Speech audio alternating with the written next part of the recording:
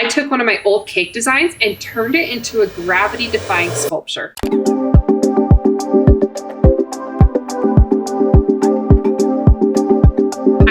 I'm Miller, sugar artist and Food Network champion. Today I'm going to be showing you how one of my earliest cake designs turned into one of my favorite gravity-defying builds. I was in my last semester of college taking an airbrushing class, and instead of bringing in a traditional final project, I decided to bring in an actual cake. Of course, I waited till the last minute, and I was moving at the time, so the entire project from baking to execution was all done in one very chaotic night. I remember tearing apart my moving boxes, trying to dig out all of my kitchen tools just so that I could pull off this cake. I was still new to 3D cakes, but even back then, I was already obsessed with making cakes feel more like art pieces. A few years later, I kept thinking about this design, but this time I didn't want the koi fish to be sitting flat on a board. I wanted it to feel alive, like it had exploded out of the water mid-motion. I got to work sketching out a new idea, but at the time, I didn't even have my own power tools, and I didn't know how to build gravity-defying structures. But what I do know is cake and isomalt. So through a lot of trial and error, I was able to bring it all together into this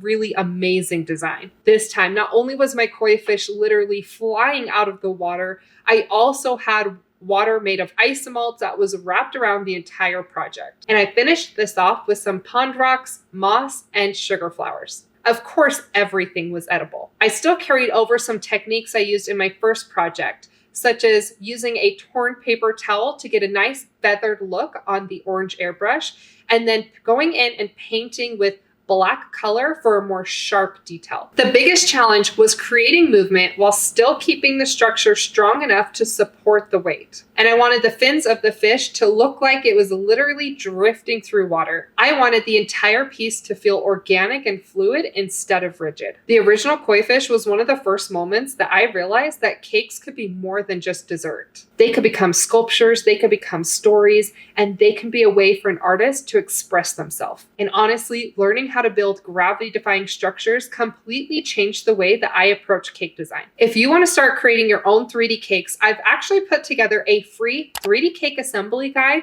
that walks you through the fundamentals of how these kind of 3D cakes come together. This download includes 8 recipes that I think every 3D cake artist should have, as well as my toolkit essentials for gravity-defying cakes. And you can find those in the link below. And if you're ready to go even deeper into carving, structure building, stacking, supports, and creating dynamic cakes like this, you can check out my full 3D cake masterclass linked below. Let me know which version of the koi fish is your favorite, the original or the gravity-defying redesign. Don't forget to like and subscribe to my channel, Neo Sugar Rush. I'm your host, Emerly Ann Miller. Good luck and happy baking.